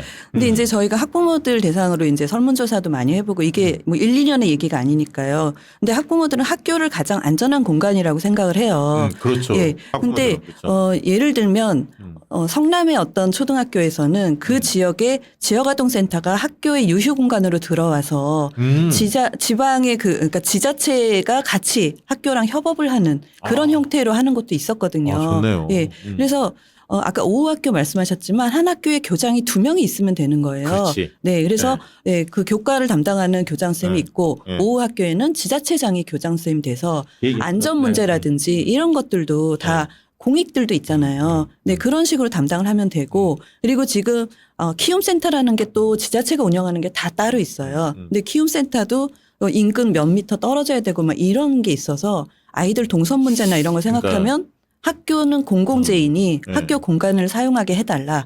네, 그러니까 이렇게 그 되는 아까 거죠. 있던 말씀하신 대로 방과학교는 이제 어느 정도 자리 잡았는데 늘봄 돌봄해서 그거를 담당하는 교장을 지역사회가 선출하고 그 권한을 부여하고 좀 책임 있게 맞습니다. 지역사회가 가지고 있는 다양한 인적 네트워크 그다음에 뭐 그렇죠. 조직들이 있잖아요. 그것이 아이들을 키우는 학교로 수렴될 수 있도록 예를 들면 멘토라든가 막 이런 거 있잖아요. 프로그램. 그러면 지역사회에서 활동하는 사람들이 그 좀 전문성 있는 분들이 같이 이게 그걸 이제 그런 참여하게 건데, 하고 이래야 하는데. 예, 이제 지역 그 의회에서 조례를 만들어줘야 되는데 그러니까 아까 제가 뭐 오후 학교 그랬는데 오후 학교에 지역에서 누군가를 이제 뭐 제2의 교장으로 네, 임명하면은 네, 네. 그 시간부터는 학교 안전이나 시설 그렇지. 운영에 대해서는 그분이 책임을 누가 지느냐를 명시해 줘야 돼요. 명시해 해줘야 돼. 그거 안 하면요. 지금에 있는 그렇지. 교장이나 교사들 입장에서는 그게 사고 나면은 다 책임져야 되거든요. 책임져야지. 예. 그러니까 안 하고 싶지. 그러니까 법적인 그 맞아, 조정 맞아. 역할을 좀 해줘야 돼요. 그리고 거기에 걸맞는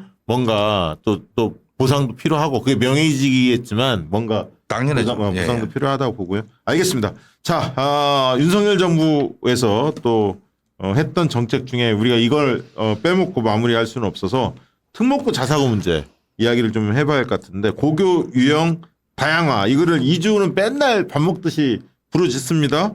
고교 유형 다양화 이 자사고 특목고 이 문제 어떻게 보고 계십니까? 그러니까 이제 문재인 정부 들어서면서 이 MB 정부나 박근혜 정부 때는 특구나 또 이런 어떤 그 뭐 학교 서열화 이 문제가 심각했고 그게 교육 불평등의 그 큰 틀이라고 생각해서 2025년도부터 특목고 중에서 외고 그다음에 자사고를 일반고로 전환한다라고 법 개정을 했습니다. 그러다가 이제 22년도에 정부가 바뀌면서 22년 12월에 이주호가 들어오고 법안이 다시 조정됩니다. 그래서 외고와 자사고를 25년도에 일반고로 전환한다는 것을 철회를 합니다. 따라서 기존의 고교 다양화 300 프로젝트로 의해서 나타났던 자립형 자율형 사립고등학교, 네네. 특목고, 자사고 이게 합쳐서 한 100여 개 이상이 그대로 존치되는 구도로 되다 보니까 특히 이제 서울의 경우에는 한 25개 정도의 자사고가 있는데 이 일반고에 비해서 그 자사고는 뭐 쏠림 현상이 강하잖아요. 네. 그러다 보니까 일반 고등학교에 황폐 현상이 일어나고 소위 말해서 상류층 자녀들은 다 특목고, 자사고, 국제고로 쏠리다 보니까 국제고, 특목고, 자사고 이 순으로 계층화가 확연하게 구분되는 거예요. 그렇죠. 그러니까 특권학교 부활된 거죠. 그런 부분이 더 강조되는, 더 강화되는 구도로 네. 지금 정부에서 추진을 하고 있다. 굉장히 심각한 네. 교육 그 계층화, 네. 교육 불평등의 하나의 기제다라고 이렇게 평가할 수 있습니다. 그러니까 고교 서열화, 고교 차별화, 교육 불평등이 좀 확대되는 특권학교 네. 부활 정책을 좀 추진하고 있는데 어떻게 개인적으로 회장님 어떻게 보세요? 이 자사고 특목고 문제는? 자사고 특목고 반대를 위해서 제가 길에서 굉장히 오랜 시간 네, 시민단체들이 싸웠는데요. 이게 고교가 서열화된다라는 건 사실 그 아래 초등학교까지 뭐 유치원까지 다 영향을 미치는 거기 때문에 어느 학교에 다니느냐가 사실 어떻게 보면 어떤 부모를 잘 만났냐 경제적인 그런 격차도 그대로 드러나는 거거든요. 워낙에 자사고의 그 학비가 굉장히 비싸기 때문에 가고 싶어도 못 가는 학생들이 많이 있잖아요. 그래서 네네. 예, 이런 교육 격차뿐만이 아니라 소득의 격차까지도 그대로 밖으로 드러나는 게 지금 이런 특권학교들이에요. 그리고 특권학교의 가장 큰 문제가 뭐냐면 그들끼리의 분리된 교육이라는 얘기거든요. 어떤 특권 계층끼리 모여서 교육을 받으면 네. 나중에 그들이 어떤 뭐 사회에 중요한 그런 인사가 됐을 때 네. 다른 계층의 사람들을 이해할 수가 없는 거죠. 그렇죠. 끼리끼리 놀지. 네, 그래서 이게 어. 분리 교육이 된다는 것 자체가 굉장히 큰 문제다. 교육적으로. 네, 교육적으로 문제가 네, 심각하다라는 거고요. 음. 네, 그래서 지금 이 특목고 자사고들이 고교 다양화 300 정책 10년 전에 있었던 그게 다시 부활한 그러니까 거잖아요. 교육 다 MB 때 본 거야 다. 맞아요. 재탕이죠. 네. 아유, 국민들의 암기를 이 시험하나 이런 생각도 네. 들더라고요. 그래서 네. 자사고 학부모들은 그런 표현을 하세요. 우리 아이 교육 사다리를 왜 뭐 그 못 가게 막냐, 왜 걷어차려고 하느냐 이렇게 얘기를 하거든요. 네. 그거는 뭐 우리가 할 수 있는데 왜 못하게 막느냐, 자사고 자체를 없애는 거는 이거는 말이 안 된다라고 얘기를 하는데. 저희 같은 단체가 주장하는 건 사다리가 필요 없는 사회를 만들어야 된다. 특히 교육에 있어서만큼은 네, 사다리 없이도 모든 아이들이 균등한 교육을 받는 것이 헌법에 보장된 것인데 네, 네. 네, 지금 계속 사다리를 놓으려고 하는 거잖아요. 그게 황금 사다리냐, 뭐 얼마 전에 흑수저, 백수저 뭐 이런 거 나온 것처럼 거기 네. 저기 뭐야 요리사들 보니까 흑수저가 이기더만. 네. 그래서 네, 이런 균등한 교육에 위배되는 거다라고 저는 보고 그렇군요. 있어요. 학부모님, 그 학부모들 사이에서는 이게 사실은 엇갈리잖아요. 그쵸. 그죠? 아이들 또 성적에 또 비례하기도 하고. 뭐 물론 이제 학부모님들 교육 철학도 반영되기도 합니다. 네. 생각은 어떻게 보세요?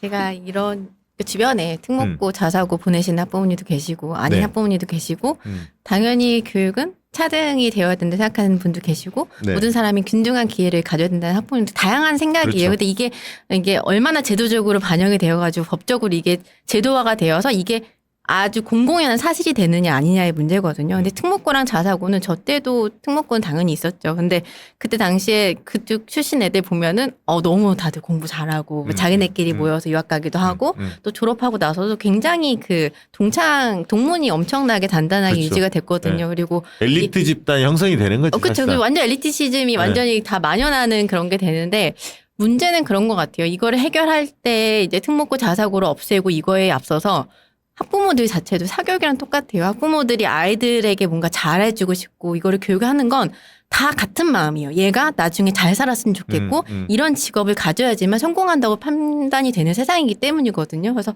그게 해결이 안 되면 특목고 자사고가 없어진다고 해서 학교의 서열이 없어질까? 이런 생각이 저는 근본적으로 맞아요. 좀 드는 게 맞고 있어요. 저는 이제 그 생각도 들더라고요. 사실은 자사고 특목고 이런 학교일수록 그 민주 시민 교육 같은 거 있잖아요. 사회를 어떻게 그렇죠. 바라봐 이런 교육들이 의무적으로 좀 뭔가 하게 만들어야 돼. 그래서 애들이 대학에서 공부 잘하는 애들끼리만 모이면 좀 삐뚤어져 있잖아요. 지나친 경쟁 의식 속에서 뭔가 자기들만이 생각이 옳다라고 아집에 빠지는 경우들 많이 봐서 참 그 고민들이 생기더라고요. 근데 보면서. 뉴라이트라는 그런 집단을 보시면 아시잖아요. 다 같이 교육을 받았는데 그런 생각을 가질 수 있잖아요.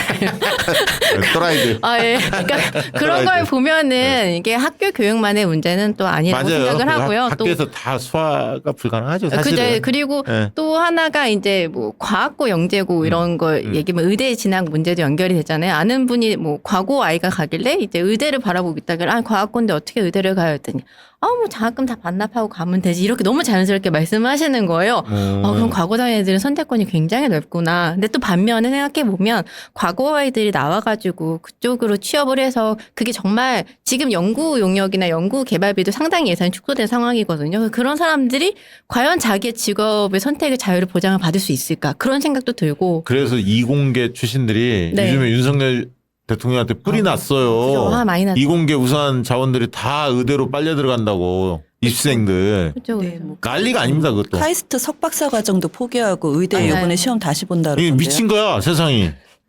야 진짜. 자 경기 지역에서 과학고 유치 경쟁이 심하다면서 이거 무슨 일입니까 이거? 예. 교육청이 뭐 그걸 한다면서요? 아니 이게 이제 제가 앞서 얘기한 것처럼 25년도부터 특목고 중에서 외고를 뭐 전환할 거냐 말 거냐 하다 이번 정부 들어와서 전환하지 않고 그냥 존치한다고 그랬는데 어떤 학부모들이나 또 어떤 얘기가 하는 말이 과학고등학교는 특목고가 아니야 뭐 이런 얘기해요. 무슨 소리냐 특목고라고 하는 게 특수 목적 형태가 외고, 과고, 예고, 최고 뭐 이런 건데 그러니까 과학고등학교는 기존의 특목고가 받던 어떤 비판으로부터 자유롭다는 거예요.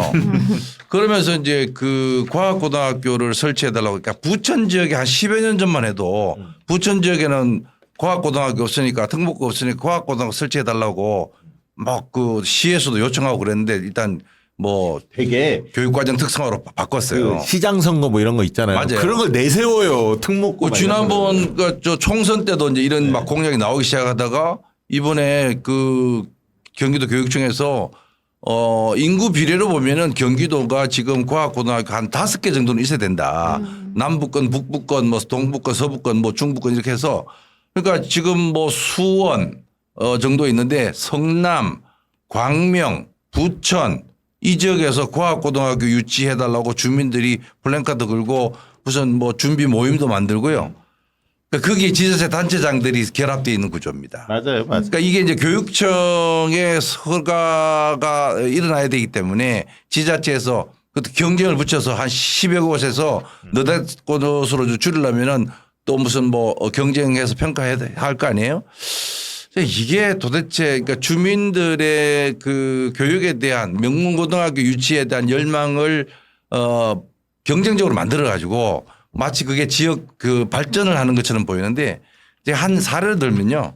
예전에 저기 구로에 궁동에 과학고등학교를 하나 만들어 달라고 구로에는 인재가 갈 데가 없다 뭐 이랬거든요. 네네. 그래서 만들었어요. 만들어서 그다음에 지역사회 변화가 있느냐? 없어요. 그 지역의 출신 학생들이 그 과학고등학교 가는 애들이 한두 명일까 말까. 그럴 것 같아. 그리고 그 지역의 경제가 발전하고 뭐 상권이 좋아진다? 천만에요. 거기는 다 기숙형 학교고 주중에는 학생들 얼씬도 안 하고요. 주말에는 엄마가 와서 다 데려가 버리고. 그러네. 학교 앞에 서점이나 무슨 떡볶이집도 안 된다는 거예요. 그러니까 떡볶이가 돼야하는데. 이게 그러니까 지역 경제와도 관계도 없는 데다가 그러니까 네임 브랜드로 자기 지역에 뭐 명문 학교가 하나 있다 이런 정도의 만족감이지 그게 들어가는 학생들의 비율을 따져보면은 사실은 99% 이상의 그 학부모들은 해당 사항이 없는데 괜히 경쟁적으로 거기에 부추기는 사교육을 조장하고 경쟁을 부추기는 역할만 하는 거예요 이게. 예, 전주에 상상고도 있잖아요. 자사고. 아유 상상. 전국에서 다 오잖아요. 네. 쉽게 이야기하면. 맞아요. 자, 그 얘기 그 정도 하면. 그러니까 이게 이제 공교육에 책임을 지고 있는 교육감이 이걸 어느 정도 좀 이렇게 통제도 하면서 물론 부족한 부분에는 어떻게 할 수가 있겠지만은 이런 식으로 한 10여 곳을 경쟁을 붙이도록 해가지고 부추기는 이런 정책으로 해서 학부모들을 설레게 한다. 경기교육청이 좀 너무 섣부르게 심한 거죠. 이거는. 심한 거야. 네네. 임태희죠? 왜 졌어요 거기? 뭐 하여튼 그 명태균이 뭐 이력서를 봤다는데 맞아, 어떨지 모르겠어요. 윤태균 그동안 조용하다가 명태균에 의해서 거론이 됐습니다. 이번에 2방 맞았어요. 한강의 그 채식주의자 맞아. 책을 도서관에서 뺐다. 그거 한 번 금서로. 맞았죠. 이 그렇지. 명태균한테 한 번 맞았고 2방이나 맞았어. 동걸로 나와야 하는데 말이야. 이상한 걸로 나왔어. 자, 고교 학점제 이야기가 나옵니다. 이건 어떻게 보십니까? 두 분 한 말씀씩 해주시죠. 뭐 짧게 해주셔도 될 것 같습니다. 네, 저희는 이제 고교학점제 학생 입장에서 네, 바람직한 정책이라고 생각을 하는데 네. 네, 이것도 역시 이 정부에서 굉장히 좀 모순적인 형태로 진행이 되고 있어요. 예를 네. 들면 고교학점제는 적은 학생들도 자기가 원하는 과목을 선택할 수 있게 그걸 이제 소인수 과목이라고 하거든요. 네네. 그래서 그런 과목들이 개설될 수 있게 하려면 절대평가가 전제돼야 돼요. 네. 근데 지금 상대평가 시스템을 계속 유지하겠다고 발표를 했단 말이에요. 네. 그래서 고교학점제가 내년부터 이제 전면 시행인데 네, 이게 무력화되게끔 돼버린 거죠. 그게 앞뒤가 안 맞는구나. 네. 그러니까 그래서- 절대평가 쪽으로 유도를 하면서 그렇게 가야 하는데 그건 안 고친 상태 그렇죠. 속에서 이렇게 고교 네, 학점제 상대평가가 남아있는 상태에서는 고교학점제에 학생들이 자기가 원하는 과목을 소수의 인원이 선택할 수가 없어요. 네. 그렇구나. 어떻게 보세요? 학부모님? 말씀하신 부분이 제일 지금 문제가 되는 부분인데 네. 이게 과목을 선택할 수 있으면 내가 소신껏 내가 좋아하는 과목을 선택해서 그거를 성취하면은 졸업을 할 수 있고 점수를 따 졸업하는 게 고교학점제의 취지거든요. 취지는 좋잖아요. 그렇죠. 취지는 굉장히 좋았고 근데 그 당시에도 상대평가가 아닌 이제 절대평가를 하는 거에 있어서 굉장히 무리가 있어서 상대평가는 계속 유지해 왔었어요. 근데 이번에 이걸 이제 이렇게 상대평가를 하기로 하면서 제일 큰 문제가 과목을 선택함에 있어서 점수가 잘 나오는 과목을 선택할 수밖에 없는 거예요. 쏠리죠 그쪽으로. 근데 그거를 또 뭐라고 할 수 있는 게 아닌 게 아이들은 자기가 열심히 한 만큼 결과가 나오는 게 정말 중요하거든요. 근데 그거를 이제 전체적인 문제를 이렇게 연결 지점을 보지 않고 이게 맞으니까 이걸 해야 돼. 또 고교학점제는 유지해야 돼. 이렇게 정책이 가버리니까 이거는 과연 실현이 될 수가 없어요. 그러니까 서로가 연결되어 있고 그러면 상대평가하는 게 옳으냐 아니냐 이걸 또 단적으로 이것만 놓고 봤을 때는 또 이게 단적으로 그냥 평가할 수 있는 문제가 그럼 아니에요. 상대평가 뭐 한 어떤 과목을 집중적으로 다 좋게 평가할 수는 없잖아요. 비율을 나누는 거 아닙니까? 상대평가라는 건. 좀 좋게 성적을 받는 학생도 있을 거고 그렇지 못하는 학생도 혼재될 수밖에 없잖아요. 그렇죠. 그렇게 어쨌든 등수를 나눠서 네. 1등급은 몇 퍼센트 이런 그렇죠. 식으로 그렇게 비율을 하겠죠. 나누는 거죠. 네. 네. 근데 어쨌든 지금 1등급부터 뭐 9등급까지 나오려면 적어도 몇 명 이상은 수강을 해야지 그 안에서 한 명이라도 1등급이 나온다. 네, 이런 시스템이 돼버리는 거예요. 네. 근데 이제 예, 그렇게 되면 뭐 한 5명은 과목을 개설할 수 없다. 뭐 이렇게 그러네. 되는 거죠. 관심 있고 취미 있는 뭐 어떤 관심 있는 게 있는데 개설 자체가 안 될 수도 있구나. 그리고 그게. 개정교육원 자체가 지금 5등급제로 바뀌기 때문에 네, 5등급제로. 5등급제로 바뀌기 때문에 1, 2등급 아이들이 1등급으로 이제 통합이 되고 이게 비율이 정말 이걸로 아이들을 그 판단하기 굉장히 어려워지니까 이제 세부 특기 사항이라고 해서 그걸 얼마나 잘한 애들이 입시를 잘할 수 있다 이런 것까지 이제 전략들이 새로운 게 나오거든요. 이게 이제 모든 게 입시로 연결이 입시로 되죠. 반영되니까 그죠. 이게 제대로 작동할 수가 없구나. 그러니까 원래 취지 자체가. 네, 이 학생들이 시험을 보는 2028년 대학 입시가 내신은 이제 5등급 상대평가, 말로는 절대평가지만 사실상 들여다보면 상대평가를 하겠다고 하고요. 그리고 예. 수능은 지금하고 똑같은 9등급 상대평가를 그대로 놔뒀어요. 네, 그러니까 지금 아이들 2025학년도에 1학년이 되는 아이들이 네, 대학 입시하고 학교에서 배우는 게 서로 모순이 될 수밖에 없는 거죠. 그렇군요. 어떻게 보십니까? 고교학점제. 뭐 하실 말씀 있으십니까? 할 말이 많은데요. 제가 2017년도 그 교육과정평가원장으로 처음에 갈 때 고교학점제 지원센터를 한국교육과정평가원에 두고 그러니까 2025년도 본격 시행을 앞두고 여러 가지 준비를 해왔었어요.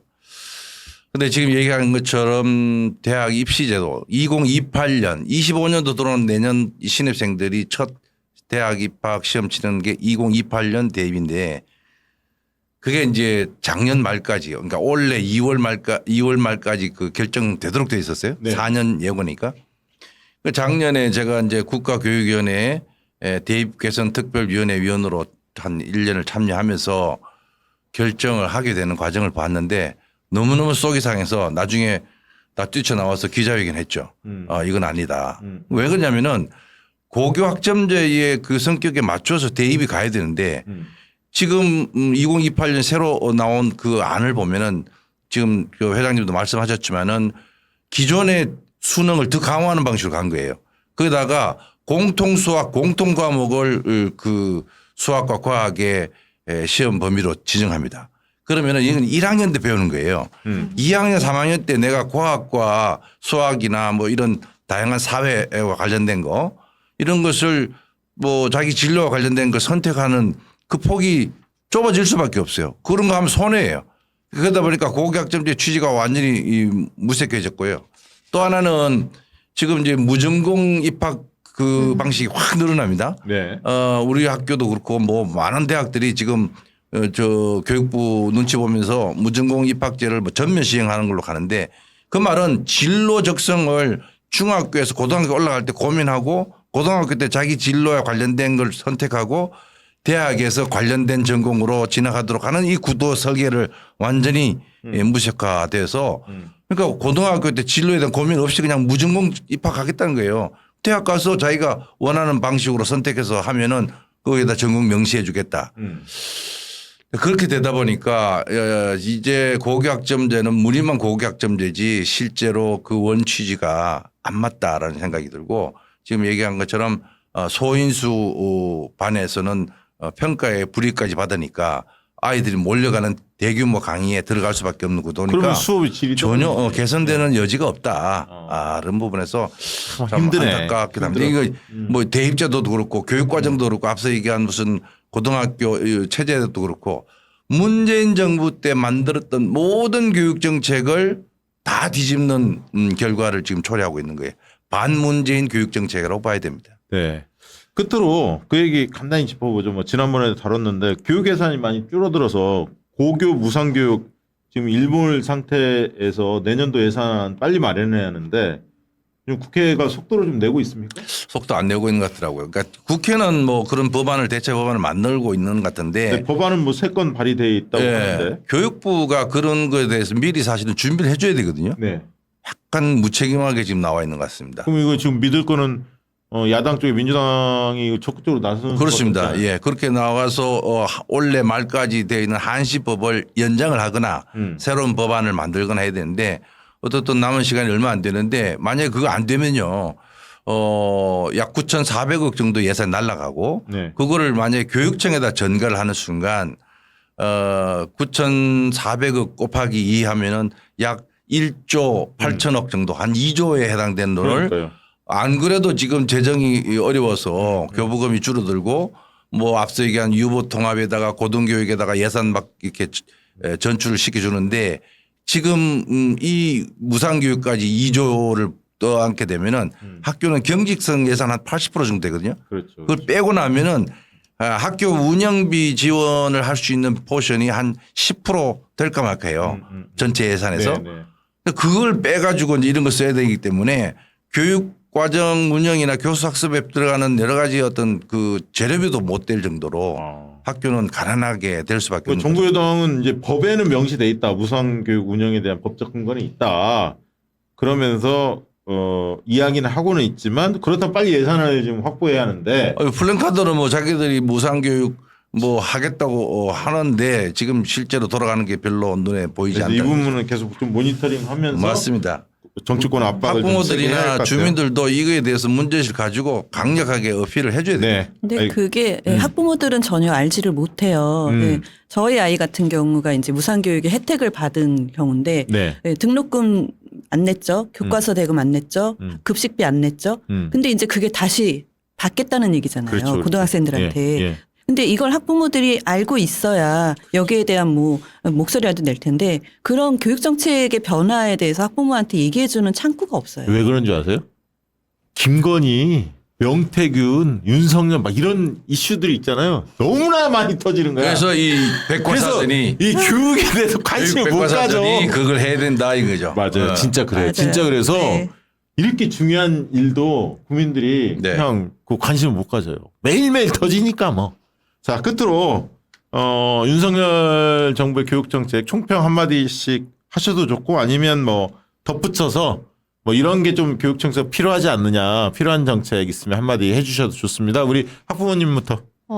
저는 윤석열 정부 이제 공약부터가 되게 경쟁 위주고 생산성 위주의 교육 정책을 펼치려고 했던 거에 굉장히 맨 처음부터 공감을 할 수가 없었어요. 아이들이나 우리 사람은 살아있는 존재고 뭔가 경쟁을 해서 국가의 정책이 이바지해야 되는 그런 국가 경제에 이바지해야 되는 그런 사람들이 아니거든요. 교육에서부터 그렇게 접근하다 보면은 결국에는 얘 얼마나 똑똑하고 얼마나 능력이 있고 얼마나 지능이 높은지로 평가하게 되기 때문에 그런 거를 전면적으로 다시 생각하지 않으면 이 나라의 교육 정책은 결국에는 경쟁에서 더 이상 벗어날 수 없다고 생각을 하고요.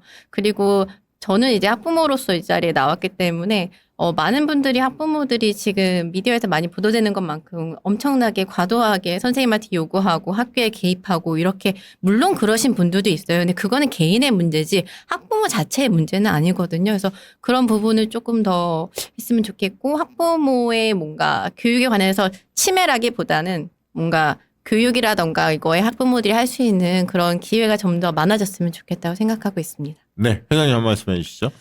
네, 작년 한 해 동안 그 자퇴한 학업을 중단한 학생의 수가 5만 명이 넘어요. 근데 그 중에 초등학생이 거의 2만 명 정도 되거든요.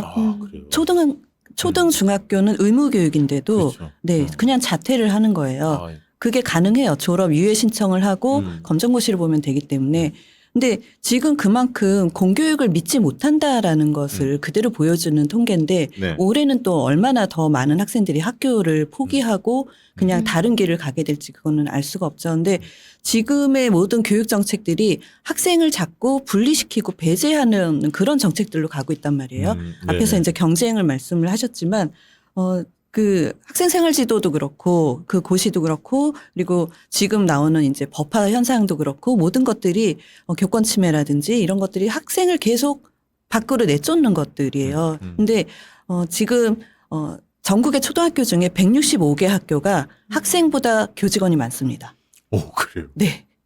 근데 앞으로 점점 더 심해질 거예요, 이거는. 그렇죠. 이제 그 흔히 말하는 통폐합 뭐 대상 학교들 있잖아요. 그쵸. 작은 네. 학교들, 작은 네. 학교들 그런 데는 그럴 그래서 정말 음. 학생이 없으면 학교도 없고 선생님도 없는 거잖아요. 그래서 학생을 중심에 둔 그런 교육이 이루어지길 바라고요. 교육 정책도 결국에는 학생한테 뭔가 더 이제 유익할 수 있는 네, 학생을 중심에 둔 그런 교육 정책들이 나와야 된다고 생각을 합니다. 네, 알겠습니다. 교수님 끝으로 한 말씀 해주시죠. 네, 지난 뭐 한강의 그 노벨 문학상 수상은 네. 사실은 이런 암울한 시절에 하나의 빛과 같은 소식이었습니다. 아, 우리 같은 문과생 출신들 이제 할 말이 생겼어요. 맞아요.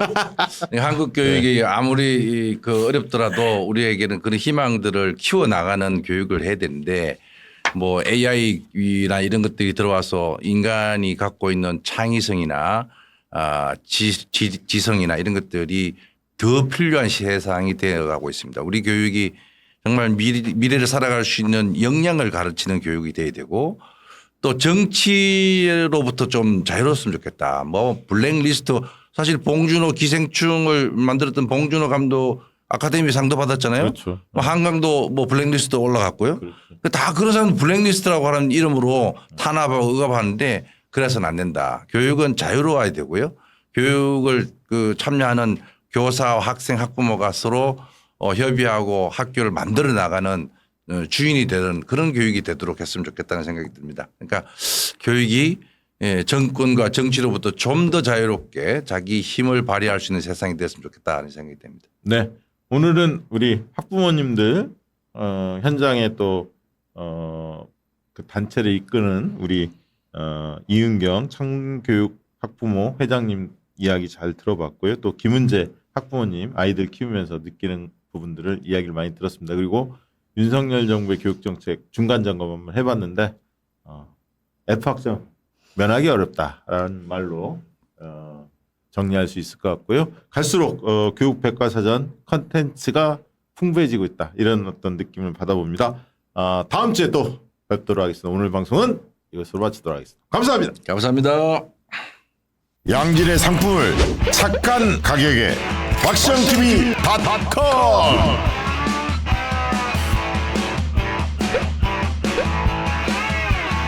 다양한 상품들 식품 건강 생활 쇼핑이 후원이다. 박성TV.com